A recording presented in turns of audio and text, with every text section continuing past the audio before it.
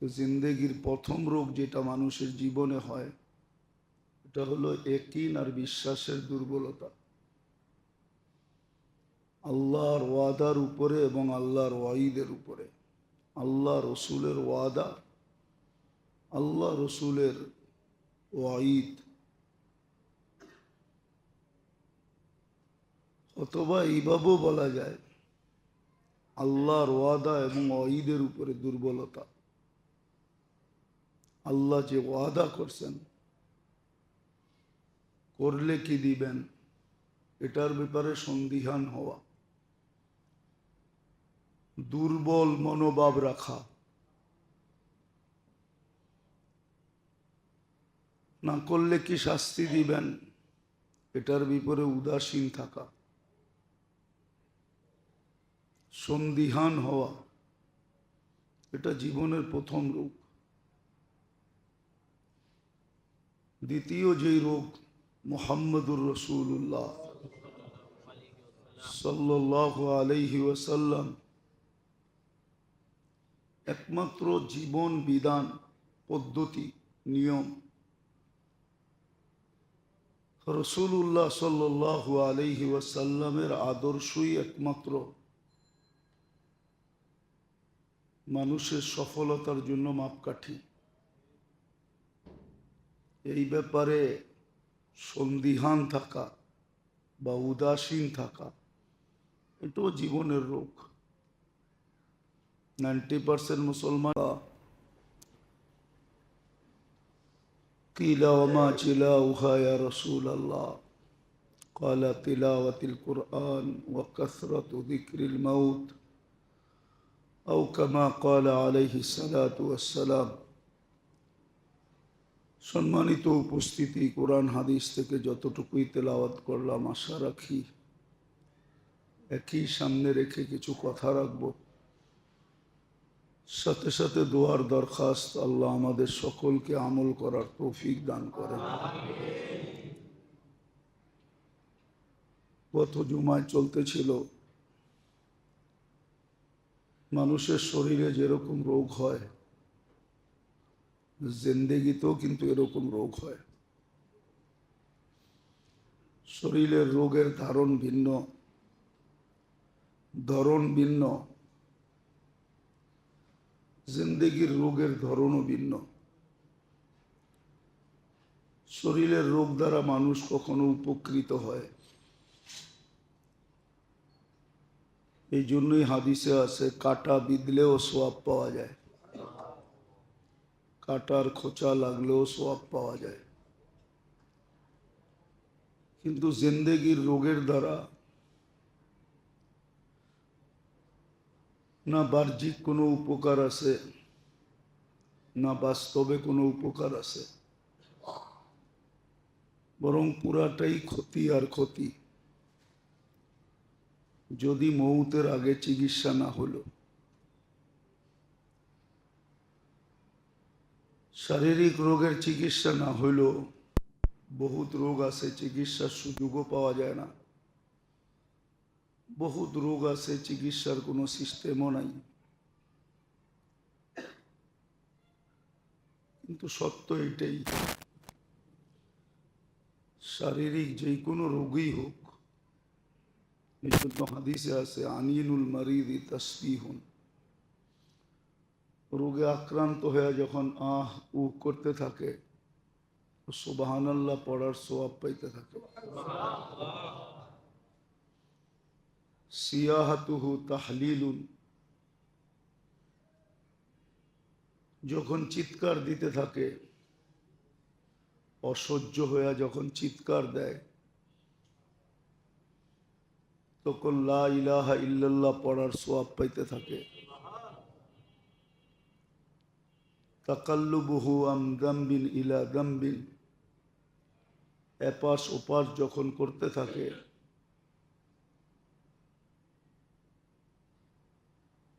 তো শত্রুর মোকাবেলায় লড়ার জন্য যেই সোয়াব শরীয়তের পক্ষ থেকে নির্ধারিত, যুদ্ধের ময়দানে লড়া অবস্থায় যেই সোয়াব পায়, এই সোয়াব সে পাইতে থাকে। ويكتب له كل عمل كان يعمل في الصحة সুস্থ অবস্থায় যে আমল করতে থাকতো বা করতে ছিল বা করার অভ্যাস ছিল ওটার সওয়াব সে পাইতে থাকে। সুস্থতা যদি আল্লাহ দান করেন তাহলে বিলকুল নিষ্পাপ অবস্থায় সুস্থ হয়, আর যদি ওই রোগী মারা যায় তাইলেও নিষ্পাপ অবস্থায় মারা যায়। শারীরিক রোগের তো এই ছোট একটা চিত্র তোলা হইল হাদিস দ্বারা, কিন্তু জিন্দেগির রোগের চিত্র, জীবনে যদি রোগ হইল তাহলে এটার কোনো উপকারিতা দুনিয়ার বাহ্যিক জীবনে নাই, আর আখেরাতে তো নাই নাই। বরং হইতে পারে জিন্দেগির রোগের চিকিৎসা যদি না হইল, তওবা যদি না হইল, এই জন্য কোরআন ইঙ্গিত দিছেন, মুসলমানকে বুঝাইতে চেষ্টা করছেন, ইয়াতবাউ সাইয়্যাতুল হাসানা, গুনাহ হবে এটা স্বাভাবিক, মানুষ থেকে গুনাহ হবেই, কিন্তু সদা সর্বদা গুনাহ হওয়ার সাথে সাথে একটা নেক আমল হওয়া চাই না। গুনাহ একে এক লেখা হয়, নেক আমল একে 10 লেখা হয়। একের থেকে এক মাইনাস হওয়ার পরেও 9 তার হাতে থাকে। আল্লাহর ব্যবস্থাপনা বড় সুন্দর যদি কেউ মানে, আর যদি না মানে তাহলে তো আফসোস করতেই হবে, এটা তো চিরসত্য। আফসোস ব্যতীত আর কোনো রাস্তা থাকবে না, আফসোস তাকে করতে হবে। এই জন্য শারীরিক জিন্দেগির রোগের আলোচনা হইতেছিল, দুটা হয়তো বলা হয়েছিল। দেখা যায় মুসলমান দাবি করে বটে, মুসলমান বটে, অনেক সময় দেখা যায় ভালো নামাজিও বটে, ভালো ইবাদত বন্দেগীও করে, কিন্তু রাসূলুল্লাহ সাল্লাল্লাহু আলাইহি ওয়াসাল্লামের আদর্শের ব্যাপারে বড় উদাসীন বহুত মানুষ পাওয়া যায়, অনেক সংখ্যায় পাওয়া যায়, যারা মোটামুটি ইবাদত বন্দেগী খুব করে। অফিসে পাবেন, আদালতে পাবেন, মেইলে পাবেন, ফ্যাক্টরিতে পাবেন, হাটে পাবেন, বাজারে পাবেন, সমাজের সর্বস্তরে পাবেন, কিন্তু মুহাম্মদুর রাসূলুল্লাহ সাল্লাল্লাহু আলাইহি ওয়াসাল্লামের আদর্শকে মনে প্রাণে জীবনে আঁকড়ায়া ধরা, এটার ব্যাপারে সন্দিহান অনেক মানুষ পাবেন। অনেক সময় বলেও আপনারা এত বাড়াবাড়ি করেন কেন? আচ্ছা বলেন, বাড়াবাড়ি করতে কে হইল? একটা উদাহরণ দিই। আল্লাহ পুরুষকে সাজাইছেন দাড়ি দিয়া, ঠিক আছে, মহিলাকে সাজাইছেন লম্বা লম্বা চুল দিয়া। এখন মহিলা যদি চুল না রেখা সব সময় মাথা নাড়া করে, বলেন ঘরের পুরুষের কাছে কি ভালো লাগবে?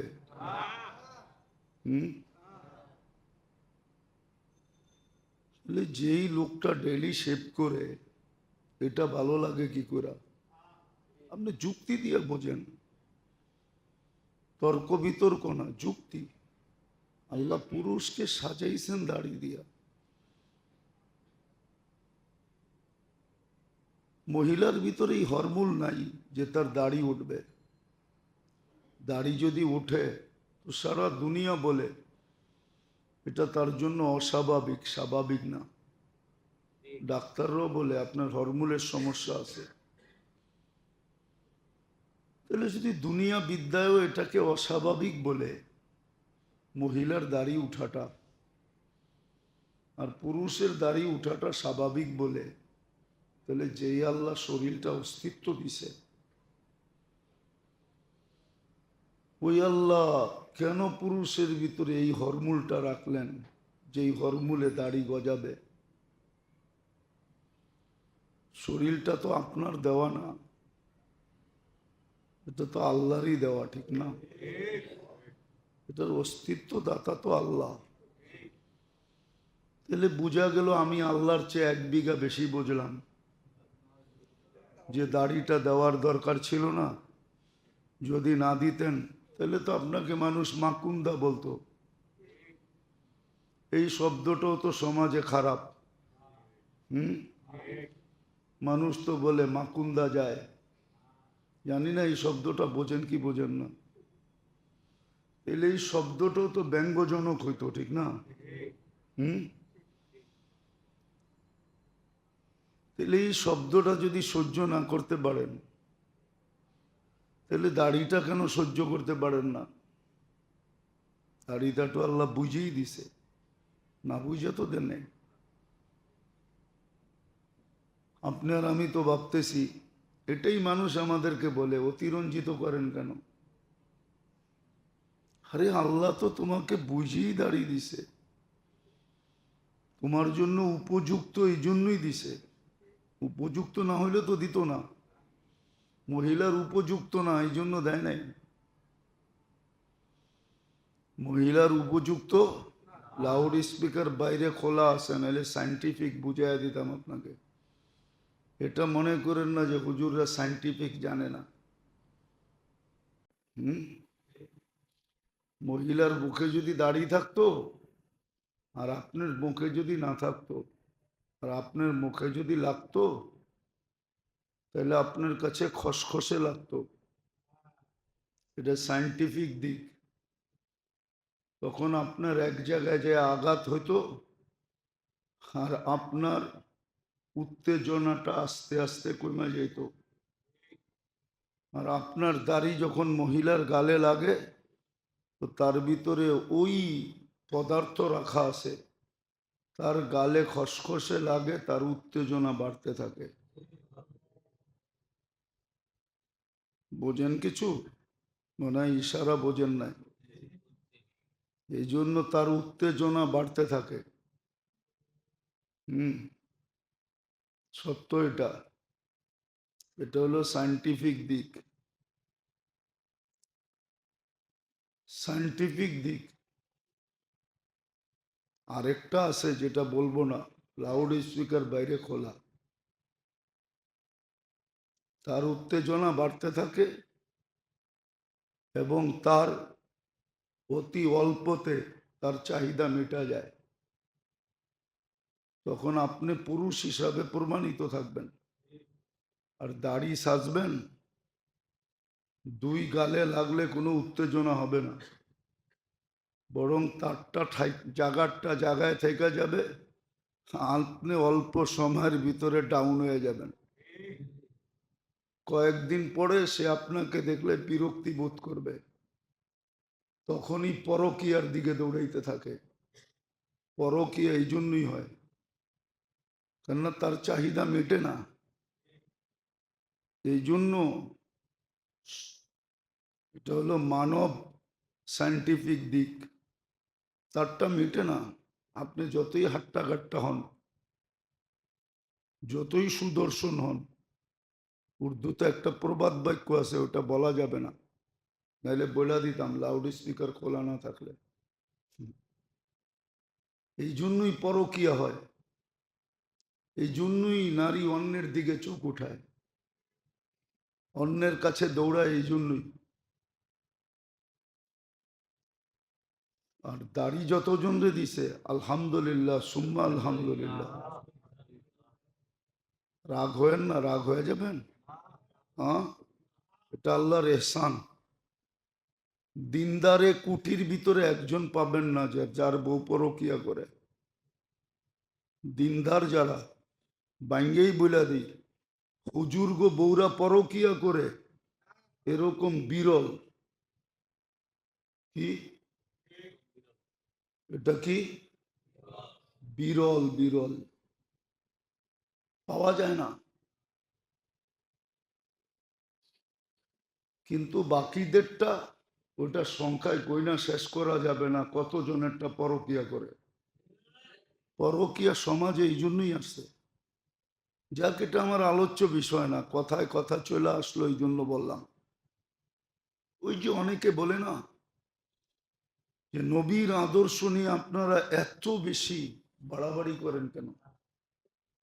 আরে বাড়াবাড়ি তো আমাদের জন্য করি না। আমার বাড়াবাড়ি করার কি আছে? আমার তো বাড়াবাড়ি করার দরকার নেই। কেন বাড়াবাড়ি করব? আমি আপনার আখেরাতের জন্য বাড়াবাড়ি করতেছি। আপনার জিন্দেগি যেন রোগে আক্রান্ত না হয়, কেননা একদিন আপনাকেই বকতে হবে। সত্য এটাই। আপনি বকবেন, ওই দিন চিৎকার দিবেন যে হায় যদি মেনে নিতাম।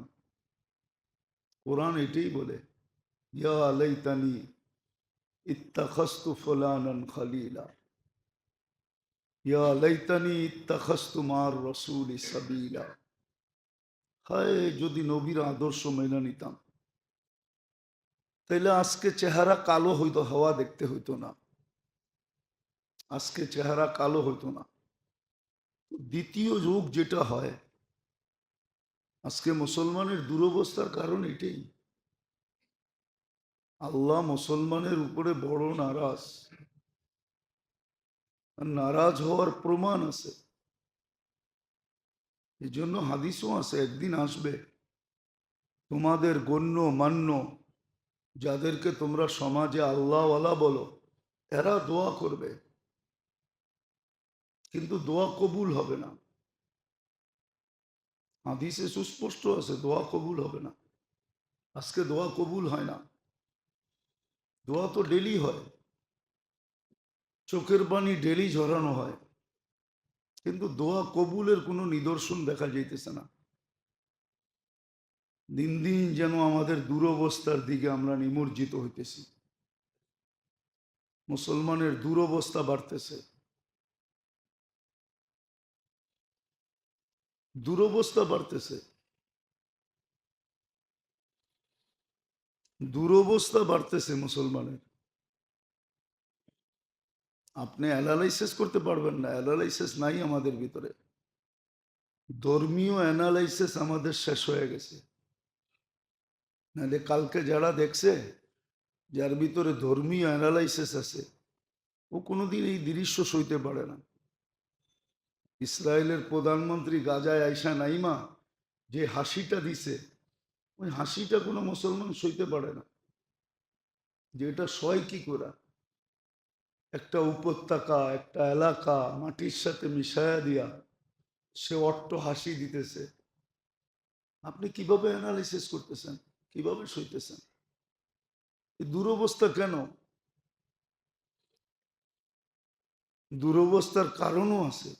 আল্লাহ তো বলেই দিছেন, ইল্লাম ইয়াতুবু ফাআনা তাবিবুহুম। কেননা মুসলমানের ঘরে আল্লাহ আমাদেরকে নির্বাচিত করছেন। আমরা সিলেক্টেড, আমরা কোনো ভোটে জিতি নাই মুসলমানের ঘরে আসার ব্যাপারে। আল্লাহ স্বয়ং নিজে আমাদেরকে নির্বাচিত করছেন, উম্মতে মুহাম্মদী হিসাবে নির্বাচিত করছেন। সত্য এটাই। যাদেরকে এত বড় দুনিয়ার কোনো দলের থেকে নির্বাচিত হওয়ার পরে দলের বিরোধিতা করলে, ওই দলের, ওই রাষ্ট্রের, ওই জনগণের বিরোধিতা করলে যদি শাস্তির উপযোগী হয়, রাতের অন্ধকারে ভাইগা যেতে হয়। আল্লাহ তো আল্লাহ, ঠিক না? এর বিরোধিতা করবেন আর আপনার কোনো শাস্তি হবে না, এটা তো হইতেই পারে না। এটা লজিক বলে না, যুক্তি বলে না, তর্ক বলে না। শাস্তি পাইতেই হবে। আল্লাহ নির্বাচিত করছেন মুসলমানের ঘরে উম্মতে মোহাম্মদী হিসাবে।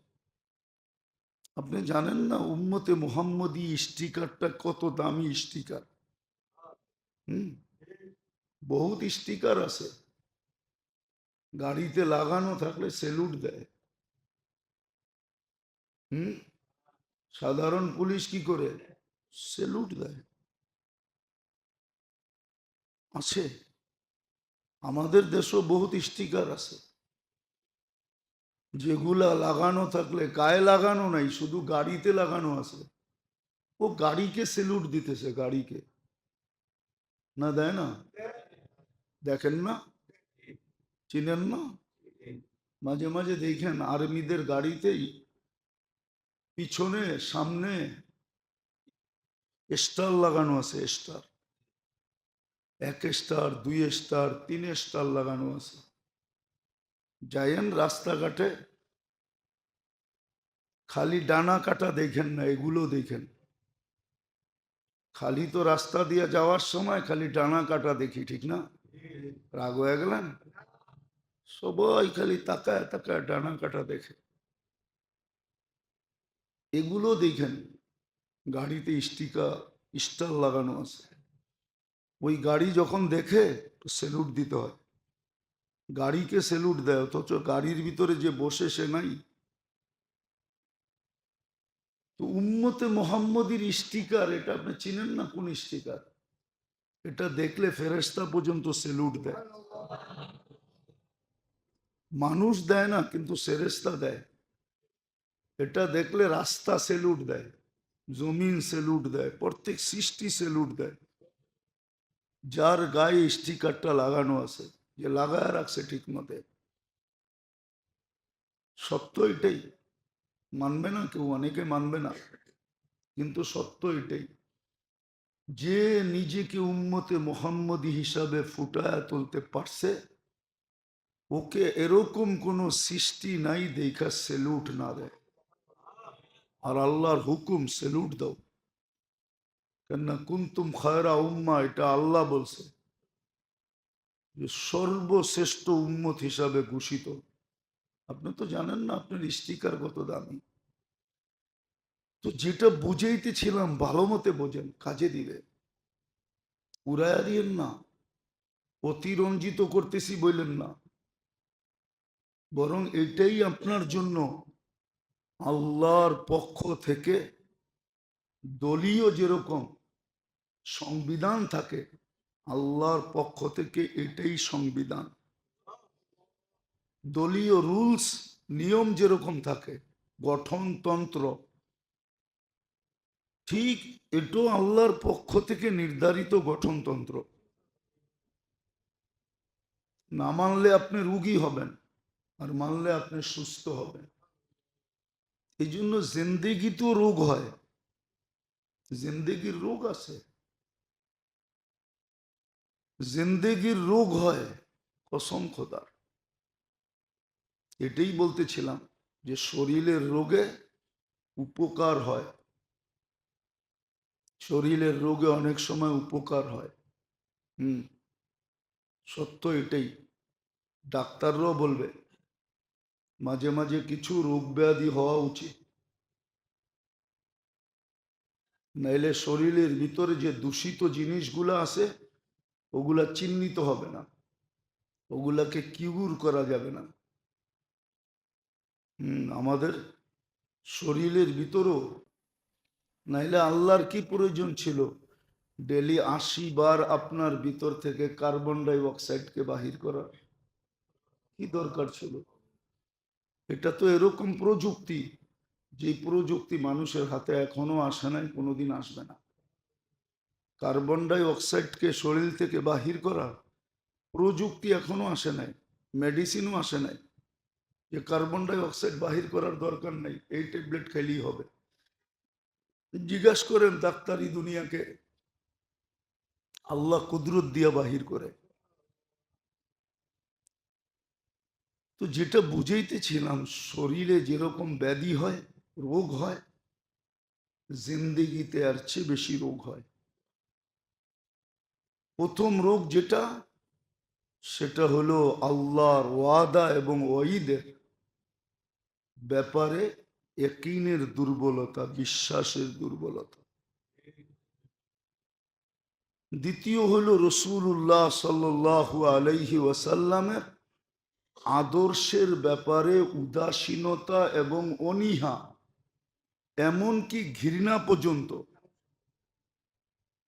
বাধা দেয়।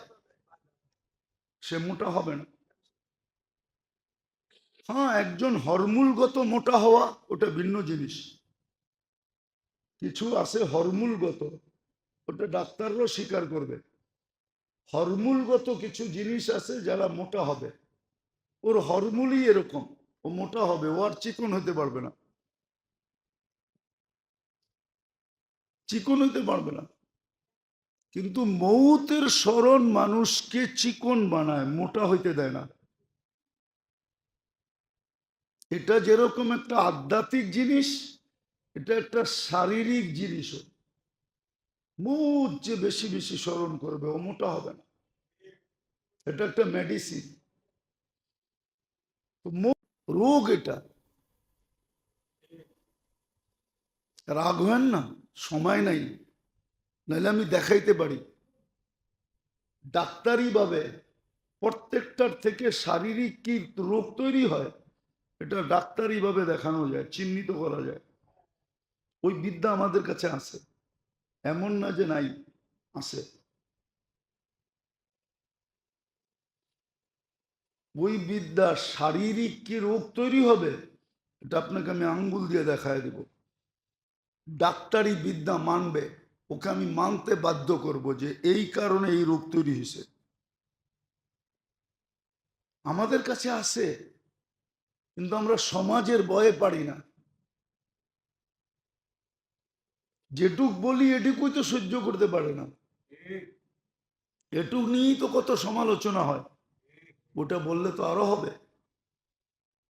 তো পঞ্চম যেটা বলতেছিলাম জীবনের রোগ, সেটা হলো মেরে দোস্ত গাফলত, উদাসীনতা। মৌত থেকে উদাসীন হওয়া, কবর থেকে উদাসীন হওয়া, আখেরাত থেকে উদাসীন হওয়া, হিসাব কিতাব থেকে উদাসীন হওয়া। ইব্রাহিম ইবনে আদম রহমতুল্লাহ আলাইকে জিজ্ঞাসা করছিলেন যে ইব্রাহিম, প্রজা হিসাবে তো আমরা খারাপ ছিলাম না, আর রাজা হিসাবে তোমার মতো রাজাই হয় না, তো তুমি রাজপ্রাসাদ কেন ছেড়ে দিলা, রাজত্ব কেন ছেড়ে দিলা? বলে চার চিন্তায় আমাকে রাজত্ব ছাড়তে বাধ্য করছে। চারটা চিন্তায় আমি রাজত্ব ছেড়ে দিছি, নাইলে তোমাদের সব কথা সত্য। কেননা ন্যায়পরায়ণ ছিল, ইনসাফগার ছিল, কোন জালেম ছিল না। ইব্রাহিম ইবনে আদম রহমতুল্লাহ আলাই যত রাজা আছে, ন্যায়পরায়ণ রাজা, ইনসাফগার রাজাদের ভিতরে একজন ওনার নামও।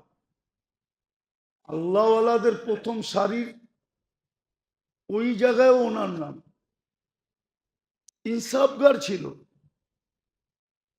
তো বলছে চার চিন্তা আমাকে রাজ্য ছাড়তে বাধ্য করছে। বলছে কি চিন্তা? তো বলছে প্রথম যেদিন মার পেটের ভিতরে আসছে, ওই দিন হাদিসের আলোকে দুটা সিদ্ধান্ত, দুটা জিনিস লেখা হয়। ফেরেশতা সবকিছু লেখার পরে বলে আশাকিয়ুম আম সাঈদ, আল্লাহ নেককাল লিখবো না বদকাল লিখবো? উনি বলেন আমার ভিতরে চিন্তা ঢুকছে যে আমি তো জানি না আমাকে কি লেখা হয়েছে, নেককার না বদকার। কেননা এখন কানলে চেঞ্জও হইতেও পারে, চেঞ্জ হইতে পারে। যদি এখন কাঁদি, কাঁদতে থাকলাম, তো বদকাল লেখ কাইটা নেককাল লিখে দিল। আর এটা আরেকটা হাদিসে ইঙ্গিত পাওয়া যায়, আল্লাহ রসুল সাল্লাল্লাহু আলাইহি ওয়াসাল্লাম হাসান হুসাইনকে দোয়া শিখাইছেন যে এই দোয়াটা বেশি বেশি পড়ো। সেটা হলো আল্লাহুম্মা ইন কাতাবতানি মিন আহলি সাআদাতি ফাসবুতনা ফিহা ওয়া ইন কুনতা কাতাবতানি মিন আহলি শাকাওয়াতি ফামহুনা মিনহা ফাইন্নাকা তামহু মা তাশা ওয়া তুসবিত ওয়া ইনদাকা উম্মুল কিতাব। বলছে বৎস, এই দোয়াটা মাঝে মাঝে পড়ো। দোনো ভাইকে শিখাইছেন। তো এখন চেঞ্জ হওয়ার সুযোগ আছে। আমি জানি না কি লেখা হয়েছে। বলছে দ্বিতীয়টা বলো ইব্রাহিম। বলছে যেদিন রু নিতে আসবে ওদিন দুই সম্বোধনের যে কোনো একটা হবে। আইয়াতুহান নফসুত তাইয়্যিব বলবে অথবা আইয়াতুহান নফসুল খবিস বলবে। ফালা আদরি মাযা ইউখাতিব, জানি না আমাকে কি বলে সম্বোধন করবে। বলছে তৃতীয়টা বলো। বলছে কবরে যাওয়ার পরে প্রশ্ন উত্তর হবে, কেউ জবাব দিতে পারবে, কেউ দিতে পারবে না। আমি জানি না জবাব দিতে পারবো কি পারবো না। বলছে চতুর্থটা বলো। বলছে কিয়ামতের মাঠে দুটেই দল হবে, দুটেই হবে। ফারিকুন ফিল জান্নাতি ও ফারিকুন ফিস সাঈর, একদল জান্নাতে যাবে, একদল দোজখে যাবে। ফালা আদরি মিন আইয়িল ফারিকাইন, আমি জানি না কোন দলের অন্তর্ভুক্ত। বলছে চার চিন্তা আমাকে পাগল বানায় ফেলছে। তো গাফলত যখন দূর হয়, আজকে আমরা সব গাফেল। এই জন্য জিজ্ঞাসা করে দেখেন, সারাদিনে 100 বার আল্লাহ বলনেওয়ালা লোক খুব কম পাবেন। সারাদিনে 100 বার কি বলে? আল্লাহ আল্লাহ আল্লাহ আল্লাহ বলে। আজকে শুক্রবার, কম পাবেন। যে আজকের দিনে কম পাবেন কি হাতের করে গণা পাইতে পারেন সারা বাংলাদেশে যে 1000 বার দুরুদ পড়বে। 1000 বার দুরুদ পড়বে না। অথচ শুক্রবারটা ছিলই দুরুদের বার। আল্লাহ রসুল বলছিলেন শুক্রবারে আমার উপরে বেশি বেশি দুরুদ পড়ো। পার ঘন্টায় যদি 100 বার পড়তো তাহলে 24 ঘন্টায় 2400 বার পড়ার কথা ছিল। এমনকি আলেম ওলামা তোলাবারও পড়ে না, 500-1000 বার দুরুদ পড়ে না। এই জন্যই বলছিলেন আল জফা কুল্লাল জফা। এর চেয়ে বড় বিদ্বেষ কিছু নাই। আল্লাহ রসুল বলতেছে এর চেয়ে বড় বিদ্বেষ কিছু নাই, এর চেয়ে বড় অনীহা কিছু নাই। আপনি বলেন একবার দুরুদ পড়লে 10টা রহমত নাজেল হয়। কয়টা? হ্যাঁ, আপনি সারাদিনে তো একবারও পড়েন না, আপনার কাছে তো রহমতই নেই। আপনার জীবনটা চলবে তো চলবে কিভাবে? তারপরও যে চলতেছে এটাকে তো সৌভাগ্য মনে করা উচিত। আপনার কাছে তো রহমত নাই, কেননা রহমত তো দুরুদের ভিত্তিতে আসে। একবার পড়লে কয়বার? 10 বার পড়লে 100 বার পড়লে। আপনি তো পড়েন না, আপনার কাছে তো রহমত নাই। হ্যাঁ, দুনিয়া আছে মানি। আপনি যে সালাম পাইতেছেন এটা দুনিয়ার কারণে। কালকে ফকির হইয়া দেখেন কেউ সালাম দিবে না, সবাই প্রবাদ বাক্য শোনাবে, গরিব গোরে দ্বীপ জেলো না, ফুল দিও না কেউ ভুলে। গরিব গোরে, গোর বোঝেন? গোরস্থান চিনেন? গরিবের কবরে কেউ ফুল দিও না, গরিবের কবরে কেউ বাত্তি দিও না, ফুল দিও না কেউ ভুলে, ভুলেও ফুল দিও না। গরিবের কবর। আপনি যে আজকে সালাম দেখতেছেন এটা আপনার কাছে মাল আছে এই জন্য সালাম দেয়, নাইলে কেউ সালাম দিত না। সত্য এটা। আজকে আমরা উদাসীন, এটাও রোগ, রোগ, নাইলে পাগল হয়ে যেত। কেন? মৌত তো কাউকে মেসেজ দিয়ে আসবে না, চিঠি দিয়ে আসবে না।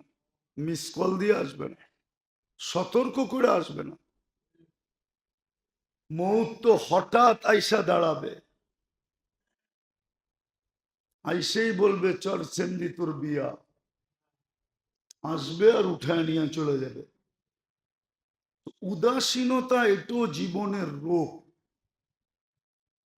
আরো কয়েকটা রয়ে গেল, আবার এগুলার প্রতিকারও আছে। এই রোগের থেকে বাঁচা যায় কিভাবে? কিন্তু সমষ্টিগত বাঁচার একটা পদ্ধতি ছিল, কিন্তু এটা কয়জন অবলম্বন করে? কয়জন অবলম্বন করে? কয়জনের অভ্যাস এটা? এক তীরে সবগুলা মারা যেত, এক তীরে সবগুলাকে মারা যেত, সবগুলাকে প্রতিরোধ করা যেত, চিকিৎসা করা যেত। কিন্তু কয়জন এটা অভ্যস্ত? খুব কম পাওয়া যায়। আরে শুনায়া না পড়ুক, মনে মনে পড়লেও তো হতো। কয়জন আছে ইস্তেগফারে অভ্যস্ত, যে ইস্তেগফারে অভ্যস্ত, সারাদিন ইস্তেগফার করে, নাইলে সকালে করে, নাইলে বিকালে করে, নাইলে দুপুরে করে, নাইলে সন্ধ্যায় করে। ইস্তেগফারে তো অভ্যস্ত না আমরা। ইস্তেগফারে অভ্যস্ত হইলে চলতো, ইস্তেগফার করতেছে সব শেষ। মান লাজিমাল ইস্তেগফার, যে ইস্তেগফার কে অভ্যস্ত হয়, ইয়া কওম ইস্তাগফিরু রাব্বাকুম ইন্নাহু কানা গাফফারা ওয়াস্তাগফিরহু ইন্নাহু কানা তাওয়াবা। শত জায়গায় তো লেখা ছিল সমস্ত রোগের অ্যান্টিবায়োটিক হইল ইস্তেগফার, সব রোগ। কিন্তু ডাক্তাররা বলতে পারবে না যে অ্যান্টিবায়োটিক খাইলেই ভালো হবে। সে এটা বলবে খান, ভালো হইল হইতে পারেন, কিন্তু না হইলেও কোনো অভিযোগ আইসা বলতে পারবেন না 1000 টাকা ভিজিট নিলেন, টাকাটা ফেরত দেন। হাসপাতাল থেকে ধাক্কায়া বাইর করবে না, মারতে মারতে বাইর করে দিবে। বলবে বইলেই তো দিছিলাম, ভালো হইলেও হইতে পারেন। কিন্তু আল্লাহ তো গ্যারান্টি দিতেছে ইস্তেগফার পড়ো, ভালো হবেই হবে। ইস্তেগফারে তো আমরা অভ্যস্ত না। এই জন্য আসেন, যতদিন পর্যন্ত প্রতিকার না শিখেন ততদিন পর্যন্ত এই অ্যান্টিবায়োটিক ব্যবহার করেন। ইস্তেগফারে অভ্যস্ত হন, সারাদিন 2, 4, 50 বার পড়েন, একাধিকবার পড়েন, 200 বার পড়েন। সত্য তো কবির কথাই, আজমা কে তো দেখ পুরা না উতরো তো ফের कहना, আজমা কে তো দেখ ফের পুরা না উতরো তো ফের कहना। আল্লাহ তো বলে পরীক্ষা তো করে দেখ, যদি সত্য না হয় তারপরে বলিস। কিন্তু আমরা তো পরীক্ষাই করি না। আপনি ডেলি 1000 বার ইস্তেগফার পড়ে দেখেন না, অভ্যস্ত হন না, কয়েক মাস পড়ে, একদিন পড়লেই হবে না। ওষুধেরও ডোজ আছে, পুরা পুরা করতে হয়। কয়েক মাস 1000 বার পড়ে দেখেন আপনার ভিতরে কি রং আসে। ওই রং আপনিও দেখবেন, দুনিয়াও দেখবে। শুধু আপনি একা দেখবেন না, আপনি কয়েক মাস পড়েন 1000 বার ডেলি, কয়েক মাসে দেখবেন মানুষের ভিতরের আপনার চেহারায় রং মানুষ দেখবে, আপনিও আপনার ভিতরে রং দেখবেন, রং। আর ইস্তেগফার লম্বা পড়ার কোনো দরকার নেই। আস্তাগফিরুল্লাহ আস্তাগফিরুল্লাহ এতটুকুই পড়েন। যদি পুরা পড়েন তাহলে তো কোনো কথাই নেই। বিদায় যতটুকু বললাম, আল্লাহ আমাদের সবাইকে বুঝার, শিখার, মানার, আমল করার তৌফিক দান করেন।